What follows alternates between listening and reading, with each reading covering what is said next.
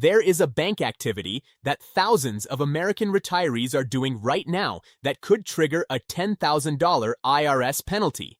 Not because they are doing anything dishonest, not because they are trying to avoid taxes, but because they do not know about a specific IRS rule that applies directly to retirement accounts and bank transactions. And the IRS does not warn you before it acts. It sends you a bill.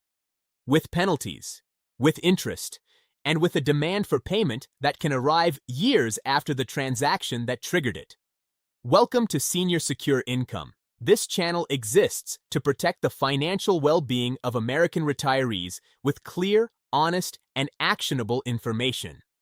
Stay with me until the end, because the final section of this video contains the specific steps you need to take right now to make sure you are not exposed to this penalty. Let us start by understanding exactly what bank activity we are talking about and why it is so dangerous for retirees specifically. The activity involves cash transactions and bank reporting requirements that most retirees have never been clearly explained.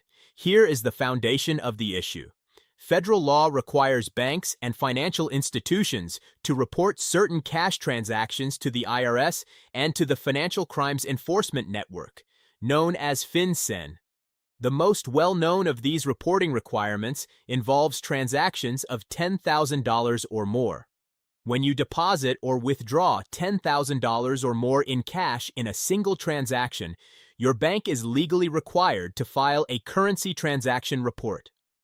This report goes directly to federal authorities and flags the transaction for potential review.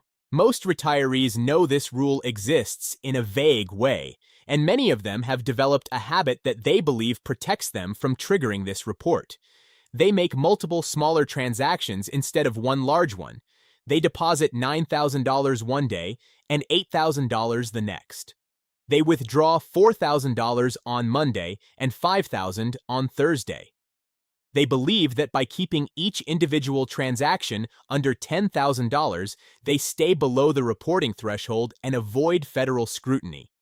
This belief is not only wrong, it is illegal, and it carries a penalty of up to $10,000 per violation. The practice of deliberately structuring transactions to stay below federal reporting thresholds is a federal crime called structuring. It is codified under 31 U.S.C. 53324, and it applies regardless of whether the money involved is entirely legitimate. You can be prosecuted and penalized for structuring even if every dollar you are moving is your own legally earned retirement savings. The law does not require the government to prove that you were trying to hide criminal proceeds. It only requires proof that you were deliberately keeping transactions below the reporting threshold. Intent to avoid the report itself is sufficient for prosecution. This is the part that shocks most retirees when they hear it for the first time.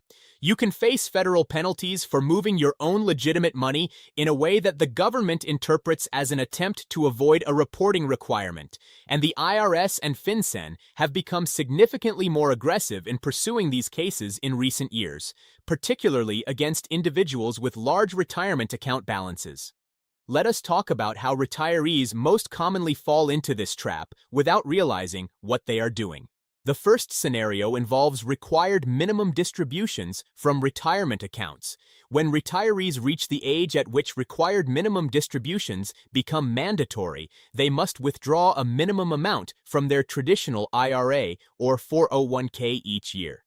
Some retirees who are uncomfortable with large single transfers choose to move these distributions into their regular checking or savings accounts in multiple smaller installments over the course of the year. If those installments are structured in a way that consistently stays just below the $10,000 reporting threshold, the pattern itself can trigger a structuring investigation even though the underlying distributions are entirely legitimate and required by law. The second scenario involves the sale of a home or other major asset. Many retirees downsize their homes as they age. The proceeds from a home sale can be substantial. When those proceeds are deposited into a bank account, some retirees spread the deposits across multiple accounts or multiple dates in an attempt to manage the funds carefully or to stay within what they believe are safe transaction limits. Again, if the pattern suggests deliberate structuring to avoid reporting, federal authorities can investigate and penalize regardless of the legitimate source of the funds. The third scenario is the most common and the most avoidable.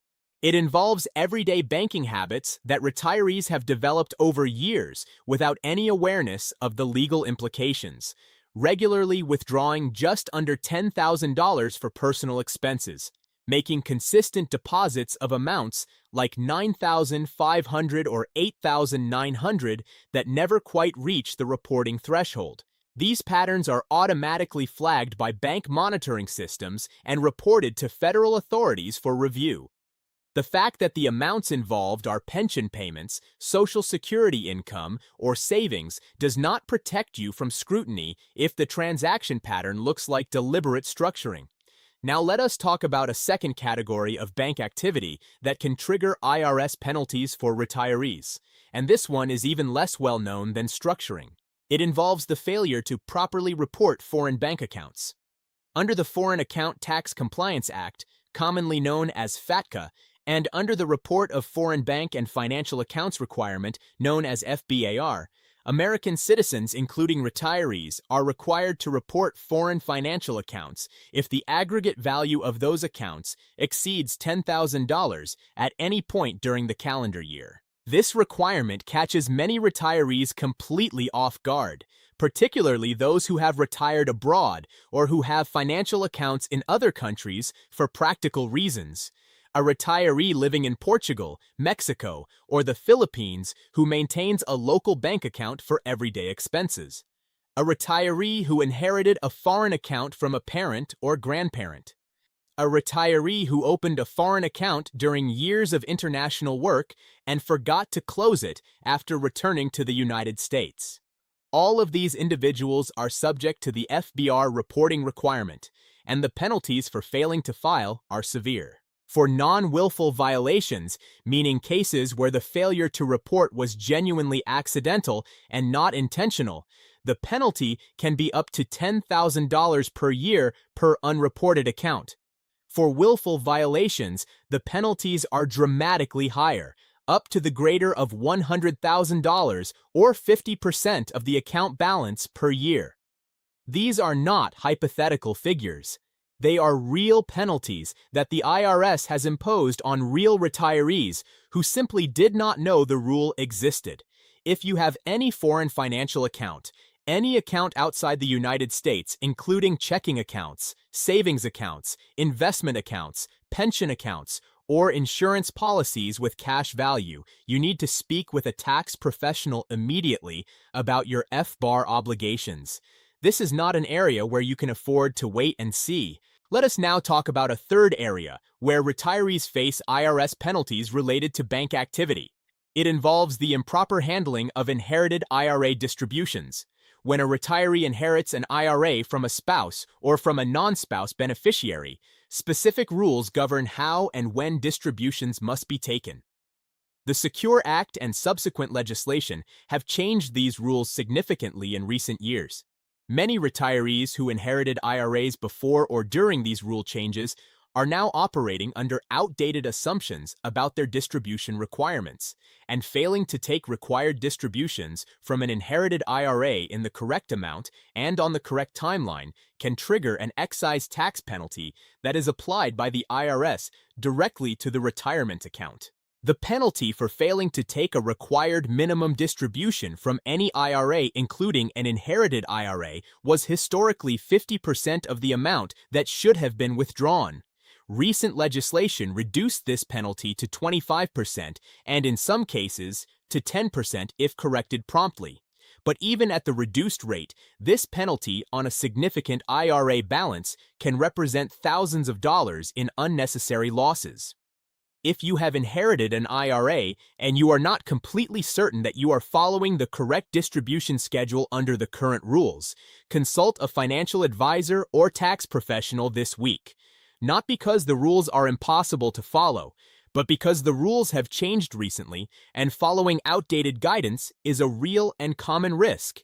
Here is what you must do right now to protect yourself. First, review your banking transaction history for the past 12 months. Look at the pattern of your deposits and withdrawals. If you notice a consistent pattern of transactions that stay just below $10,000, discuss this pattern with your bank and with a tax advisor. Document the legitimate source of all funds involved and be prepared to demonstrate that any patterns in your transactions reflect practical financial management and not deliberate structuring. Second, make a complete list of every financial account you hold anywhere in the world. Include accounts that you may not have thought about in years. Accounts in other countries, accounts inherited from family members, accounts that may have small balances you have not checked in a long time. If any of these are foreign accounts, contact a tax professional about your FBAR obligations immediately. Third, if you have inherited an IRA, verify with a financial advisor or tax professional that you are following the correct distribution schedule under the current rules. Bring documentation of when you inherited the account, the type of IRA involved, and your relationship to the original account holder. This information determines which distribution rules apply to your specific situation. Fourth, if you are approaching the age at which required minimum distributions from your own retirement accounts become mandatory, work with a financial advisor now to set up a distribution schedule that meets the legal requirements, minimizes your tax liability, and avoids any transaction patterns that could attract IRS scrutiny. There is something I want to say to you directly before we close. You spent your working life building your retirement savings. You followed the rules. You paid your taxes. You made responsible financial decisions so that you could live with dignity and security in your later years. The last thing you need is an IRS penalty eroding the savings you worked decades to accumulate, particularly a penalty triggered not by dishonesty, but simply by not knowing a rule that nobody clearly explained to you. That is what Senior Secure Income is here to change. Every video on this channel is designed to give you the financial knowledge that protects your retirement from the threats that most people never see coming until it is too late. If this video helped you, hit the like button right now and share it immediately with a fellow retiree who needs to hear this. Leave a comment and tell me which of these 3 areas was completely new information for you. I read every comment and respond regularly. And if you are not yet subscribed to Senior Secure Income, subscribe now and turn on the notification bell. Because in the coming days, we are covering more critical updates on IRS rules, Social Security, Medicare, and retirement financial protection that every American senior needs to know before it affects them personally. See you in the next video.